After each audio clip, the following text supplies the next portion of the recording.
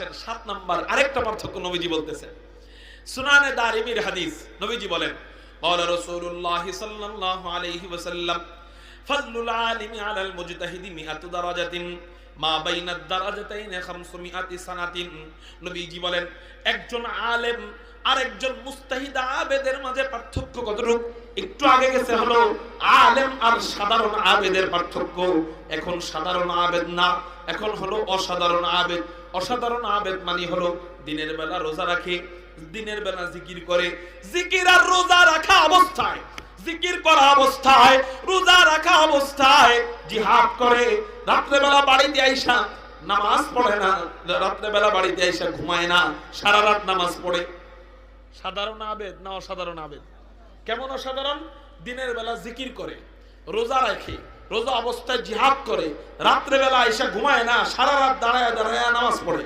এমন আবেদ কে আছেন? হাত উঠান। একজন পাওয়া গেছে। আমি তো মনে করছিলাম বিশ্বে মনে হয় 2-3 জন নাই। এমন আবেদ একজন পাওয়া গেছে, মনোযোগী আবেদ। মুহতারাম হাজিরিন, এদিকে খেয়াল করেন। তাহলে এমন আবেদ যে দিনের বেলা রোজা রেখে জিহাদ করে, রাত্রে বেলা সারা রাত দাঁড়ায় দাঁড়ায় নামাজ পড়ে, এমন আবেদ বিশ্বে 2-1 জন আছে কিনা সন্দেহ। কারণ মুজাহিদরা রাত্রে বাড়িতে আসলে একটু ঘুমায়, ঠিক না ভাই? ঠিক। কিন্তু এমন কে আছে?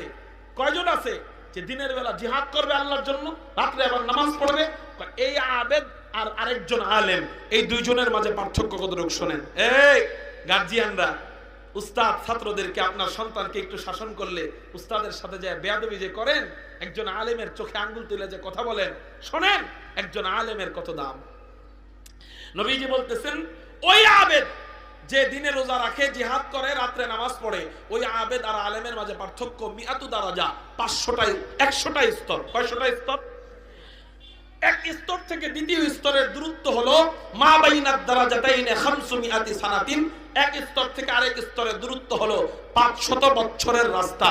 আর 500 বছরের রাস্তা আবার পুরা দুনিয়ার সমান, অর্থাৎ এক স্তর থেকে আরেক স্তরের দূরত্ব হলো একটা দুনিয়ার সমান। তাহলে এরকম 100 স্তর দূরত্ব 100 দুনিয়ার সমান। অর্থাৎ ফলাফল হাদিস থেকে বোঝা যায় একজন আলেম আর ওই মুস্তাহিদ আবেদ যে দিনে জিহাদ করে, রাত্রে নামাজ পড়ে, ওই আবেদ আর আলেম এর মাঝে পার্থক্য হলো 100 দুনিয়ার।